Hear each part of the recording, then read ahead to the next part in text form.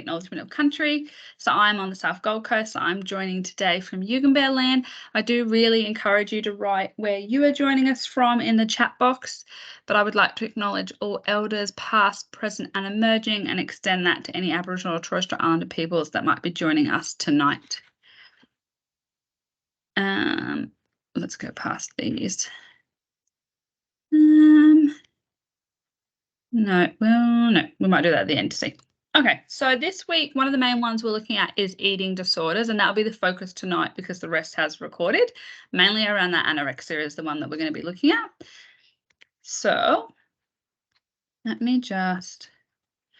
No, I don't like sharing it like this. We don't get the full thing. So you're going to get some videos. I'm going to show you some videos today. So essentially, I interviewed a friend of mine. So it is semi-anonymous.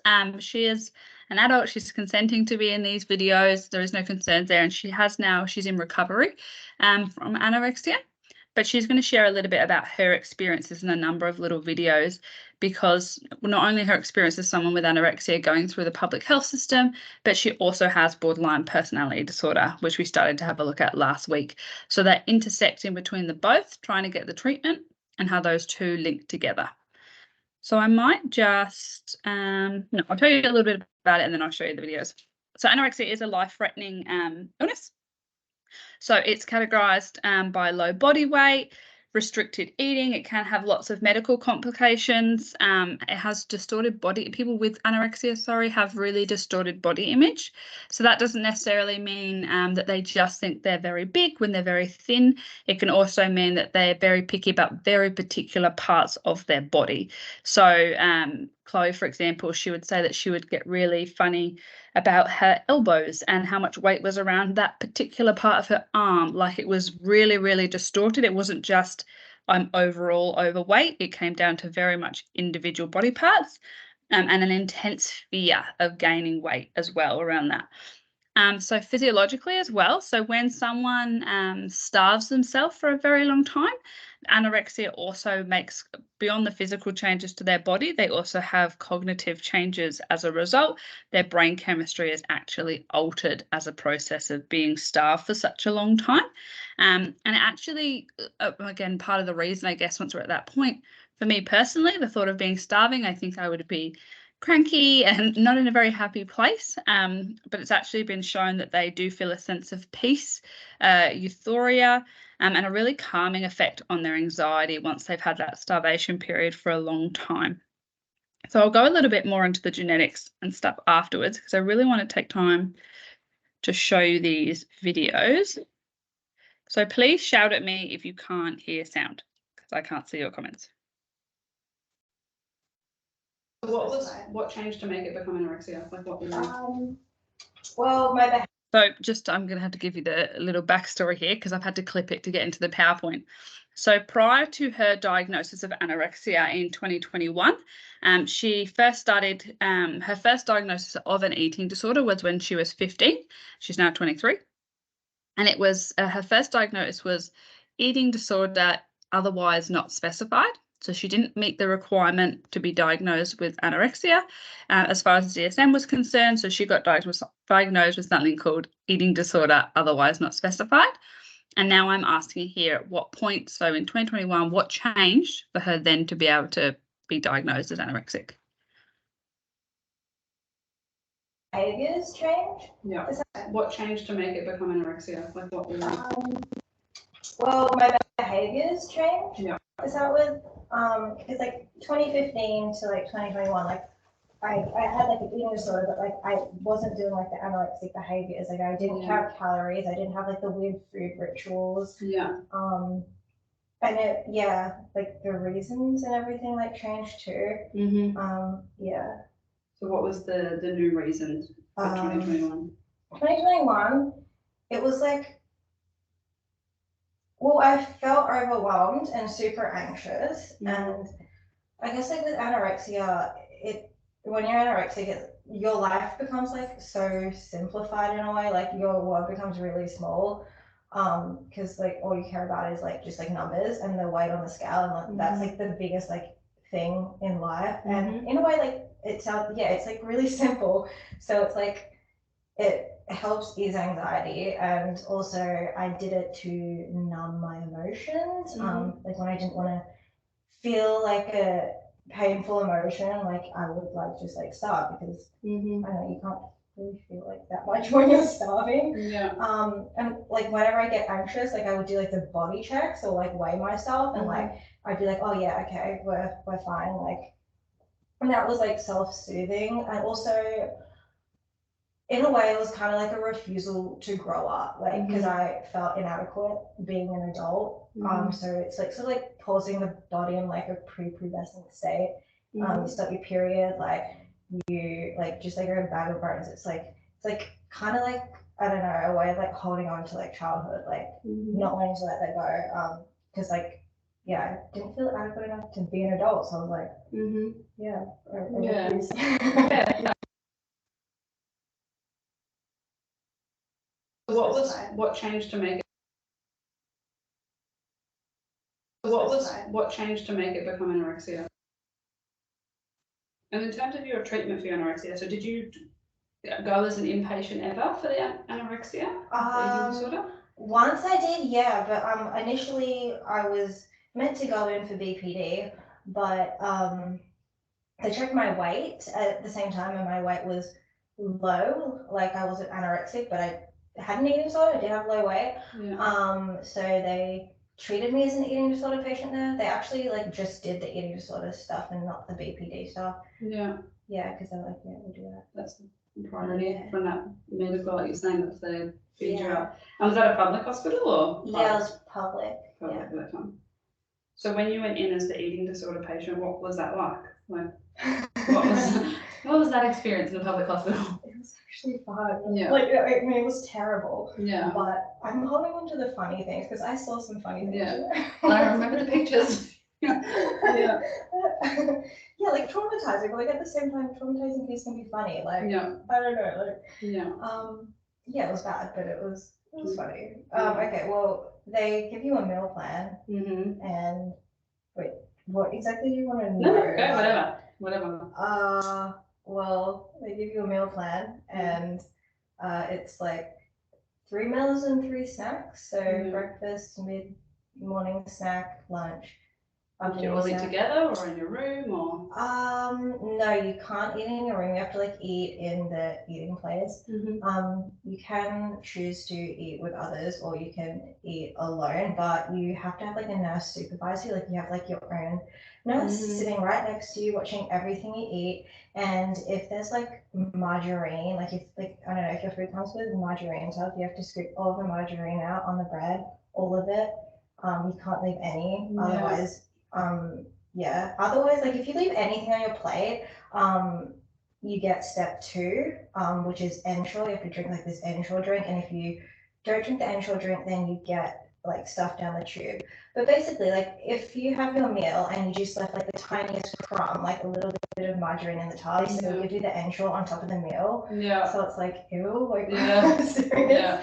Actually, once I had to scoop out margarine and Vegemite out of like the tub thing, like with a spoon, because like I had eaten all my bread, but then like there's still margarine and like Vegemite the thing, and I was like, for real? And they're like, yeah, we're gonna eat Ensure if you don't. And I was like, they had to eat it, like they made you eat. Yeah. Wow. Yeah, and then after meal, you have to wait an hour. It's like post-meal supervision. I called it PMS. To go to the toilet because like they don't want you like bathing. Not that I'm a bather. I like but still like everyone has the same treatment. Yeah. And do you think it was helpful for your anorexia or not?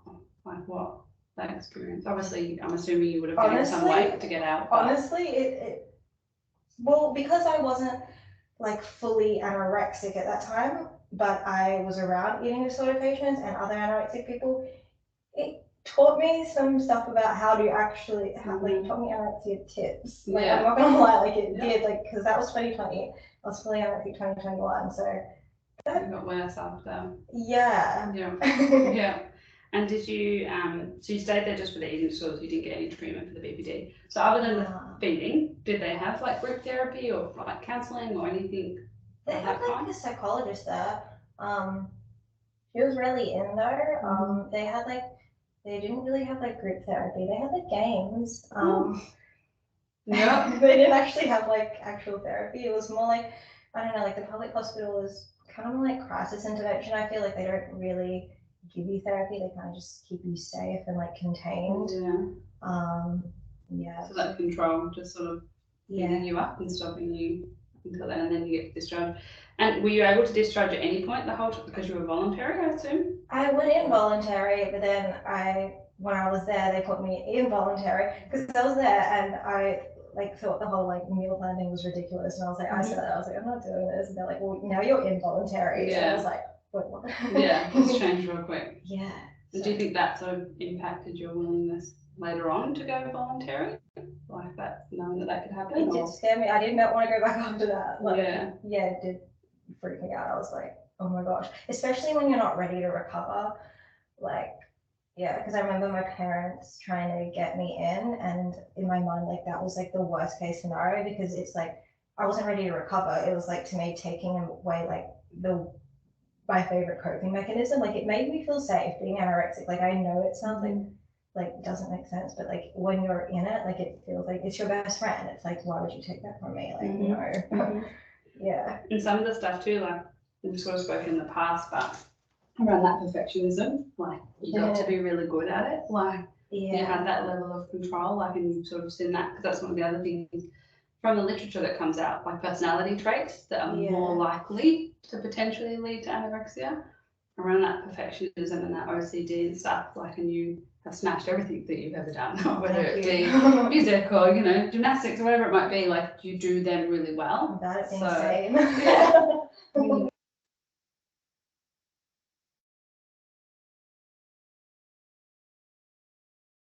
So we've got a couple more videos to watch. I thought I'd just stop there and see if anyone had any questions, anything they wanted to ask at this point before I keep sharing a couple more videos.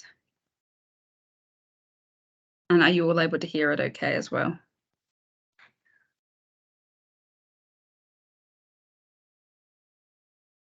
Yes, I can hear it. Thanks, Christy. Just wait, I can see Desiree's typing. Do you mean in supporting her, like when all of that was happening? Just to clarify. I'll not type. Yeah, totally. I'm just curious. Like, obviously, you were in contact with her because she spoke about you getting photos or texts or something. So, just curious, what role did you feel like you needed to play when she was in an environment that was supporting her? Yeah, so it was an interesting one. So I actually am friends with her parents. So she's a little bit younger than me. So I'm a friend. I consider her a friend as well. But during this time, our relationship started because I was friends with her parents. Like her younger sibling is friends with my kids. But yeah, it was difficult. It was actually, we got close during that period, and we'll sort of touch on this. You'll hear in one of the next videos the difficulty she had. Her parents are very, very supportive, but her mum is from Thailand and grew up her entire life in Thailand, so a very different cultural background.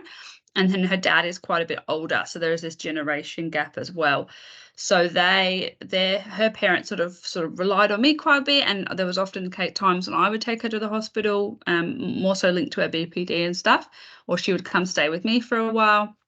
And my support role kind of become this middle person between the both, because obviously her family, her support people, they're in the trenches all the time. They're very worn down. They're very scared. And you're going to hear from her soon how small that she got and how scary that was for her family. And I'm hoping, obviously it won't be by this week now because unfortunately her dad's not very well at the moment, but that I can get an interview with him because he's got some really interesting perspectives in terms of his engagement with social workers and the hospitals and other supports. But I kind of became that middle person between the both. So a support person for her. And you'll sort of hear little bits for the video. It's actually like a 50-minute video, but I've had to sort of crop it as much as possible. She's got a very good sense of humor, but it can be quite scary if it's your parent. Like she's got a very dry, sort of dark sense of humor. So that became our role, kind of normalizing what she was going through, messaging back and forth, having someone here, then sort of filtering and comforting it to her parents and being like, I've heard from her today. We spoke, she's doing really well.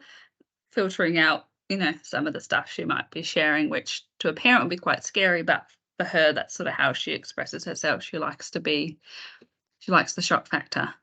She does, bless her. Hopefully that answers your question. I feel like I rambled a little bit there. Okay. All right. I'll keep Stacey, sharing. sorry, it's Alison. Can I just Hello. ask a quick question? You Yeah. probably go into this in detail, but is there a link between like BPD and anorexia?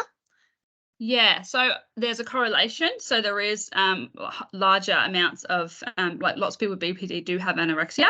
So we, I mean, I can touch on this now. So in terms of causes of anorexia, we don't know one definitive answer, but there is genetic answers, psychological, and then socio-cultural. So it fits really well into that biopsychosocial model. So as far as the genetic, and Australia is actually making really big headway in this space actually just this year, or last year now, sorry, in 2022. So they found 8 new genes that are linked to anorexia, but there's apparently going to be heaps more. And they link to your metabolism. So it's the same genes that are in charge of your metabolism, but then also the like pleasure senses as well, like food, like if you eat chocolate and stuff, the same genes, there's links there. So some people do have a genetic predisposition. However, if you recall from lifespan, just because you have a genetic predisposition doesn't mean that's going to get activated. Doesn't necessarily mean, yes, you're definitely going to develop anorexia. There's also that environmental link as well. And then the psychological side. So again, you might remember back to lifespan around personality development. There are certain personality traits that are known to be common in people that have anorexia, one of which is perfectionism. So this trait in particular around the BPD as well is quite a similar personality trait in terms of this desire to be accepted and do really well and get that sense of appraisal. You see in both there as well between that BPD. So for her, definitely. So she, I don't think we've got it in these videos, but I am going to get it up on the course site. But I have to crop out. She's uses some interesting language. I have to get it like lots of little cropped videos. But she speaks about the fact that she was heavily involved in gymnastics and ballet at a very high level through her childhood and teen years. She's also one of those, what do they call it? Like the musical prodigy. So she can listen to like classical music and like play it immediately. Yeah, she's like insanely amazing at so many things. But especially the gymnastics and the ballet, the impact that had on her. So she never ever had any problems with her weight.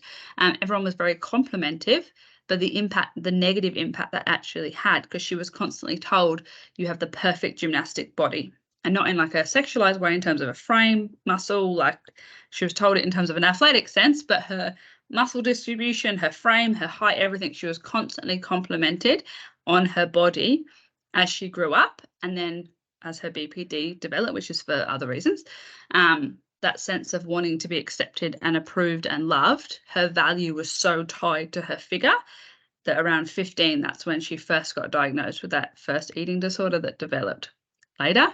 And BPD she got diagnosed with in 2020, so the year before she got diagnosed with anorexia. So they're definitely a long way around. There definitely is a link there. And the social cultural factors as well. So obviously we know about the impact of media, but then culturally. So I'll pause there actually because a little video and I'll explain the next bit after I show you that one. Any other questions? Okay, cool. All right, I will jump back in.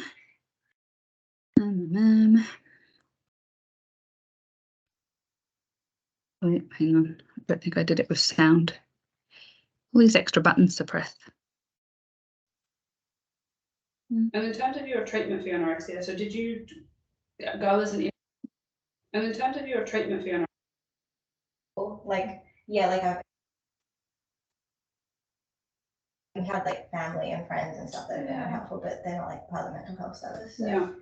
But I guess on that, so with your family and friends, like what's that been like for you? Obviously having the eating disorder, like because your dad is your carer, like he's come as your carer, like what's that like for you?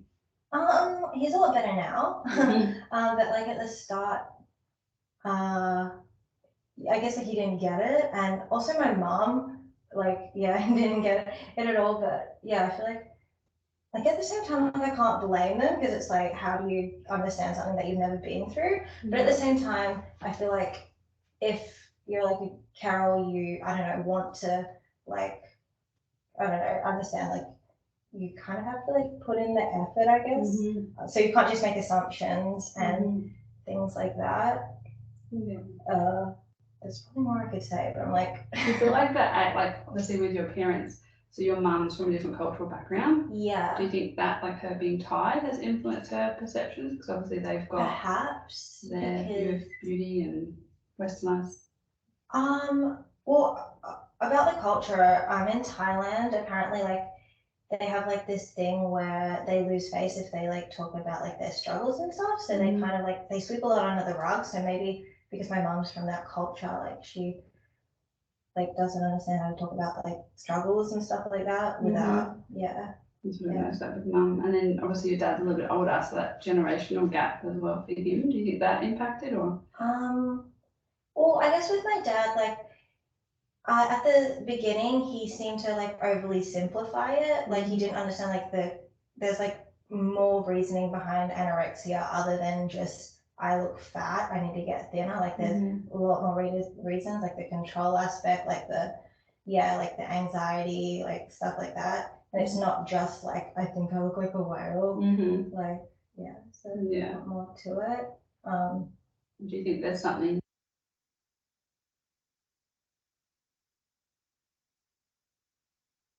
Like yeah, like I've had like family. I don't think so. I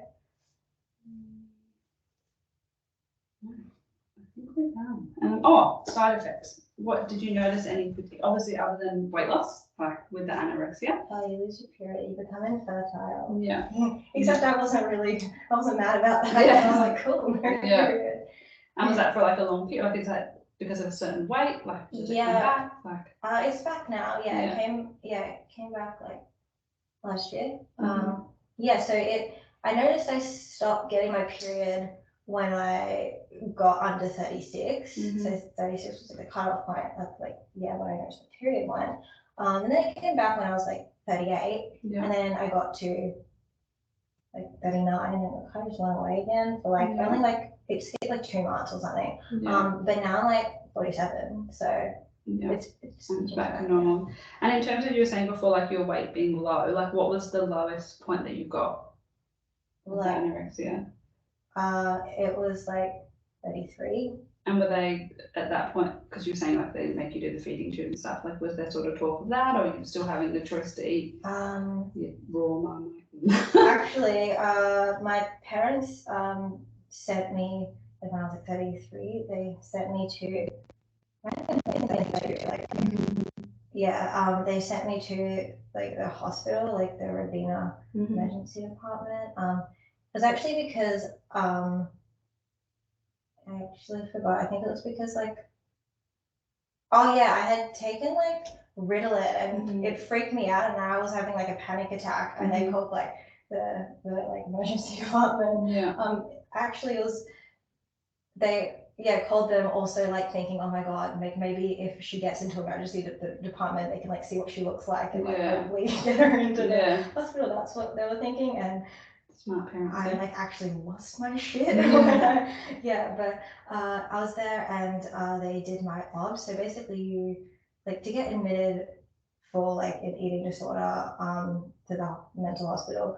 They do like these tests. So they do your heart rate, your blood pressure, your weight, and did I say blood tests? Yeah, blood tests. Do you know what the blood tests are for? To see if like you're lacking any nutrients like the zinc and like vitamin D and stuff. And blood pressure, it's like to see if obviously numbers is okay, and and ECG they did all of that. But all my obs were fine, all my blood tests came back fine, and I was like astounded. I was like, wow, and I was like, thank you God, God's on my side, because I did not want to go. Like in my mind, like that would have been like the end of the argument. And yeah, it is especially if you don't want to get better. Like if you're like not willing to get better, that's like the worst thing in your mind that can happen to you, because it's like you're gonna be forced to like eat food, and it's really scary too, because when you're in that say to him, like, food is really terrifying. So it's like you have to face like terror every day. Like, absolutely not. Yeah. But my was surprisingly fine. My blood test was fine. ECG was fine. And I remember like they called my parents. They're like, yeah, we can't take her. And I remember like over listening to like the nurse, or not nurse, like psychiatrist, I guess that's what they call in an emergency department.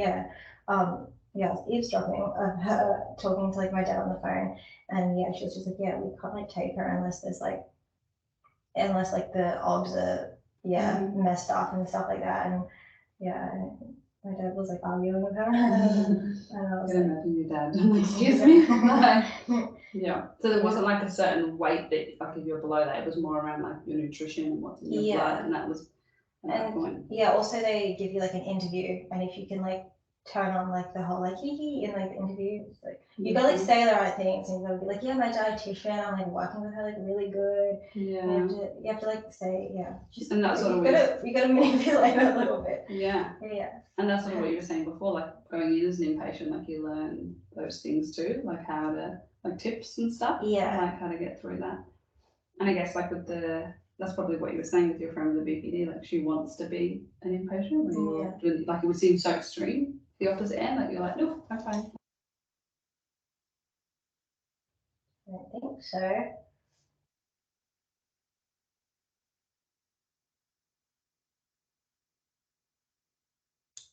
Did you notice any, so with anorexia, which you may probably know as well, like obviously long-term starvation, it can have impacts on your brain, like so your cognition, even your personality and stuff. Like, did you notice any differences in yourself when you were anorexic?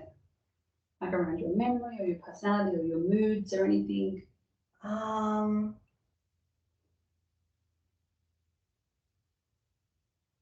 was definitely, I made some choices. Like I think like my brain was so starved that I don't know, I was kind of on like more unhinged now. I reacted in, I don't know, I would overreact to situations in like really over the top, and like my emotions would, I don't know, like I'm trying to like describe it. Like I would just react unhinged to everything. And that's all I can say. Like I was just unhinged, and at the same time, I feel like I had like no self-awareness. I had like no self-awareness. Yeah. In terms of like what, like you were doing, or like the impact of what you were doing, like both. Both like the impact of what I was doing, how I was reacting, and how I was acting, and So in terms of when you had these big reactions, what, if you can recall, like what were you feeling in that moment? Like what was your physical feeling for you? Panicky. Like I feel like I was always panicky. I'm on edge. Like I'm sort of like that now anyway, but I was more so. I was say, because you were saying that before, like going to the, like as an inpatient, they took away your coping. So was that, was the big reactions when someone was maybe trying to take some control? Like that's when it happened? That was the big part. So in terms of when it started, or at least it got worse, is there anything that you think sort of caused it or increased it, or like a particular thing that happened, or it just progressively sort of snowballed? It was a mix of like the depression. It was a mix of the depression and I guess like past memories. I feel like I had like a build up of like negative experiences that had happened over like the past like 8 years or so, and that built up. And also my depression was worsening in 2021. That was the year that I completely got off all antidepressants and all psych meds. So I guess that probably was why my depression worsened. But also with like the whole not eating thing, it was kind of like, it was also like a self-harm thing as well. Because like, like with depression, like you can cut yourself, like stuff like that. That was like also my version of like cutting yourself, because it's like you're harming yourself, like you're not eating. It's like, oh, like, yeah, that makes sense. And in terms of, you were saying before, like you had these big reactions, like did you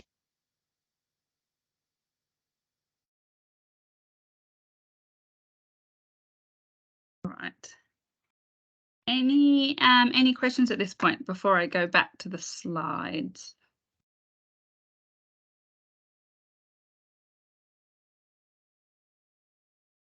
No? Okay. All right. Those. I'm getting there. Okay. So treatment for anorexia. Oh, before I do, I'll just touch on that social cultural stuff. But we sort of covered it in her videos there. So obviously we already know the impacts of the media, and we'll sort of have a bit of a discussion about that soon. But then also realizing anorexia does affect all people of all ages, genders, ethnicities, socioeconomic backgrounds. It's widely spread. But then also depending on we've seen an impact in Asian countries in terms of that westernized standard of beauty being accepted. So I spoke, and I'm going to try and get another snippet of that video if I can. So her mum is from Thailand, her dad is Australian, she's one of 3 girls. She's the firstborn, and she has the whitest skin out of the 3 girls. And her Thai family, so her family back in Thailand, she has always received lots and lots and lots of compliments on her appearance. They're not nice to her younger siblings, and all 3 of them are beautiful, but she has been praised often for her figure being very petite and athletic when she was a teenager, and how white her skin is. She has internalized from a very young age that her value is based on her appearance, and she's received lots more praise than her younger siblings based on how she looked in those teen years as well. So we're looking at that influence there in terms of that social cultural, looking at her within her system. We spoke about the psychological factors. So beyond that perfectionism and that OCD, it also can come around that really low self-esteem and other traits associated with sort of avoidant personality disorders, which we don't really go into much today. But treatments. So treatments for anorexia. So they're normally very long-term. It's not a short-term process, and even once recovered, it's still something that needs to be kept in check. So there is psychotherapy treatment. So CBT is a usual treatment choice, as it focuses on helping individuals understand their unhelpful thinking and self-talk. But family therapy is a really important one. So she sort of touched on in those videos before. Her dad was her carer. She started in going through the mental health system as a child. So she was in the children and youth, and then went over to the adult mental health. And she speaks a lot in one of the other videos around the impact. So when she would go to therapy, they would have her and her dad in the room. Her dad would turn up with his notebook of all of these questions, things, points that he felt needed to be discussed, that she was struggling with and needed support. And then they would ask Chloe's opinion. And then she would have a brief amount of time on her own without her dad present, but the entire session had already been set up around what her dad felt was the issue. And she didn't feel like her needs was prioritized, or she even had space in that time. And her dad didn't get any sort of psychoeducation until much later in her journey. And as she sort of touched on in that video, he really didn't understand it. So he would often be like, you look fine, like you're totally fine, there's nothing wrong with you, just eat, like you'll be happier if you just eat, which really wasn't helpful for her. And when it started, she sort of, in another video, she discloses that when it was 15, when she first got diagnosed with an eating disorder, and her parents' response to that was, so she was worried about her weight all the time, was to sign her up to more gymnastics. So she was already doing, like a weekly or something, and they signed her up to 4 days of gymnastics a week. They were like, here's an exercise, it's healthy, you like it, it makes you happy. And they started to try and teach her around nutrition, and lots of talk about, well, if you're worried about your diet and your health, let's make it healthy. We'll talk about healthy choices, not restricting. We'll teach you to cook, ready for when you want to leave home. And there was lots and lots of discussions about increasing her knowledge around healthy food and cooking and stuff, which to most parents would seem like a really good thing to do, a healthy way to approach it. But because she had BPD, so borderline personality disorder, and her parents really didn't, and still struggled to get their head around it and understand it. For her, this was a huge sense of rejection. So the gymnastics played into the body image stuff, and I'll sort of touch on that a bit more soon, but around the food, like the constant talk about when you leave home, You need to learn these skills because you're going to leave home soon. You're getting older and you're going to be independent. You're going to leave home. And linking back to that first video, you might recall how she said it was around staying in that prepubescent state. She didn't feel equipped to grow up. She wasn't ready. She wanted to avoid going through puberty, essentially, because that talk of growing up and leaving home felt like a rejection, but they didn't want her there anymore. I think we touched on this. They get a sense of peace once they've been the starvation. Okay, so we're going to go into some breakout rooms. I will share this question because from the slide in your chat, but just considering the society you live in, so do you think there is a pressure for women and men to be perfect, including body image, or do you think this is changing? What are your thoughts? So it'd be interesting to have a think about what you think when you were a teen, especially if you're a parent, but compared to when you were a teenager to now, do you think it's changing, getting worse, better? And having a bit of a discussion about that. Before I do send us off, does anyone have any questions or anything about the videos, anything they want to share?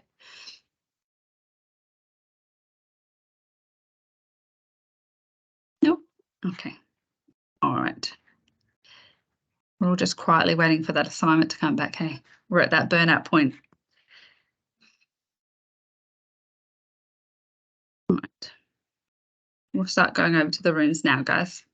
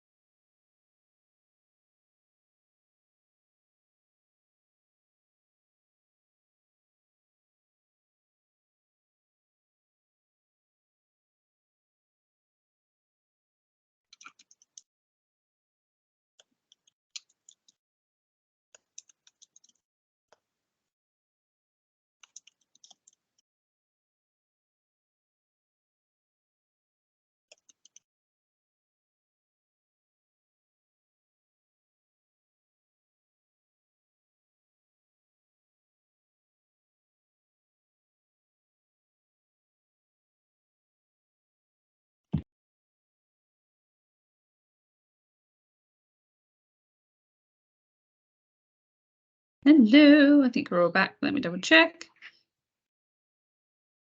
No one's stuck in a room. Awesome. So how did we go? Does everyone want to, if they've got a mic or a camera, pop them on, and we'll just wrap up with a bit of a discussion on what was shared in your groups. Oh, so quiet. You were so chatty in your groups. Fear of being recorded and We can all hear. How about that then? All right, we're wrapping up at the end. Let me put the chat open. Did anyone have anything they want to share at all about the social media side or your impact? Or did you get a chance to answer the last final 2 questions around some of the challenges of working in this space or rewards? Stacey, it's Desiree. Can I ask a question? Yeah. Is acknowledgement of having anorexia one of the early parts of sort of the treatment, I guess? I'm trying to think of the right terminology, having no idea. Or is that sort of set aside with the importance of focusing on other things, first of all?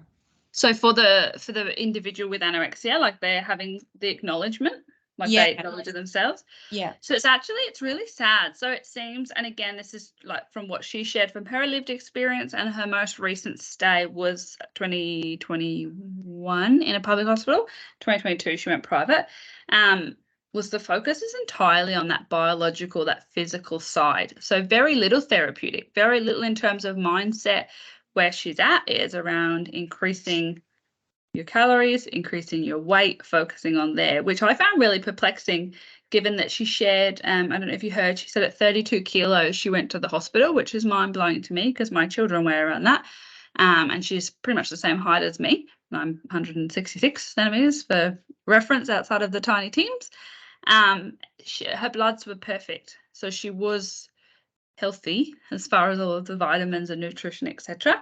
But the focus is entirely around weight and not on the emotional side. And that's what she sort of expressed, that for her, she, and one of the videos I'm hoping to get into the course content for you once I check it, filter it, is around that, like her recommendations essentially for you guys is to stop focusing on the weight, stop focusing on the fact that she's anorexic, the size, the physical thing, stop even her behaviors, like stop that being the priority all the time and focus on the emotions, focus on the what's going on inside her feelings, her emotions, and the social side.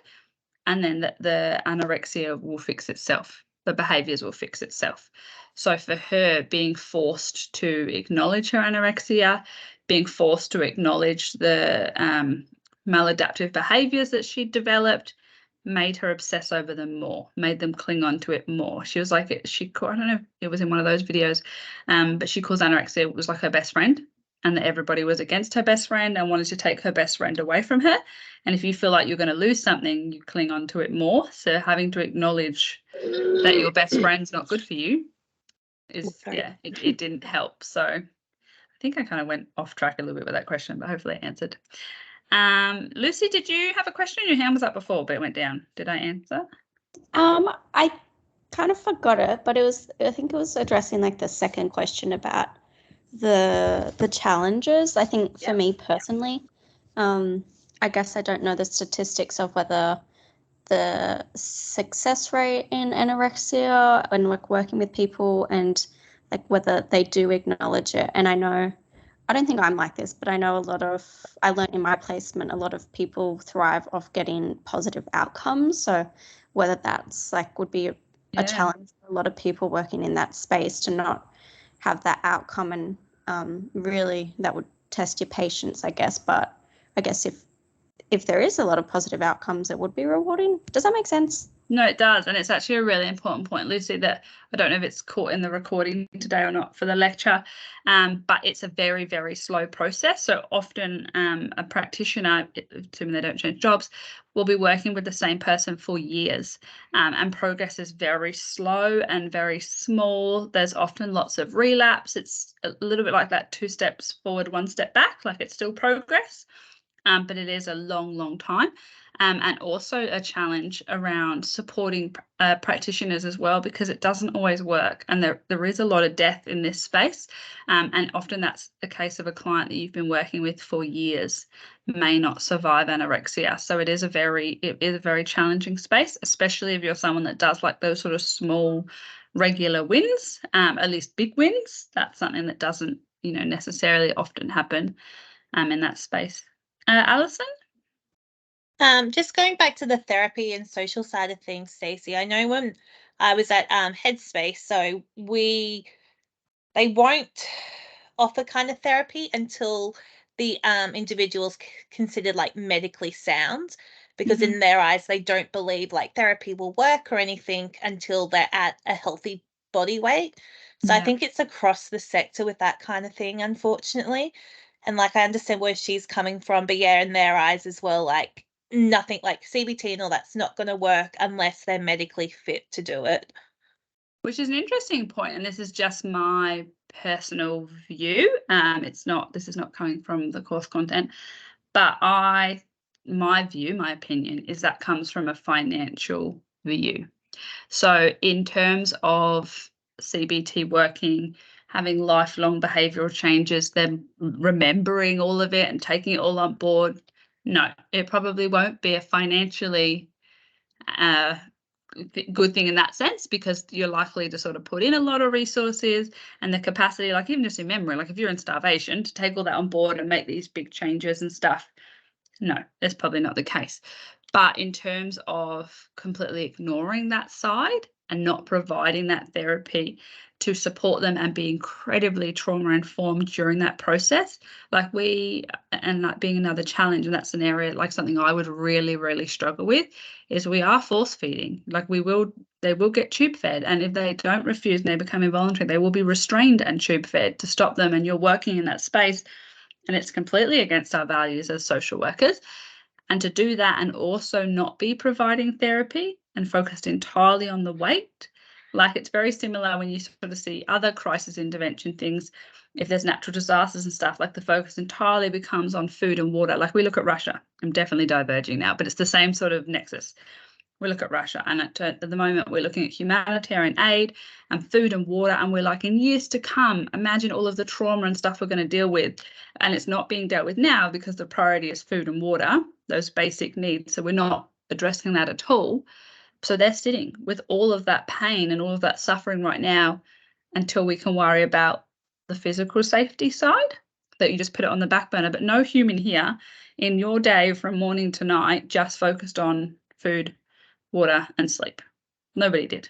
We all had needs. We all had social needs, emotional needs, psychological needs on different scales. We don't ignore them, but in these sort of settings, it's like puts it in a box. Is it worth dealing with it now? No, research doesn't show that you'll get sustainable change out of CBT until they're physically above a certain weight, so we don't bother at all. And we just do that. I think it's a financial thing personally. I think that resources should be put in, even if it doesn't give sustainable change, but it reduces the trauma of the process. I think it's really important. But anyway, that's my tangent. Great point. Thanks, it annoys me. Thank you. That's my little ramble. But yeah, you see it in lots of different services. They won't do it. It's the same where we're saying last week, I think it was around the drug and alcohol and mental health. Like they won't treat mental health, even if it's well documented, pre-diagnosed mental health.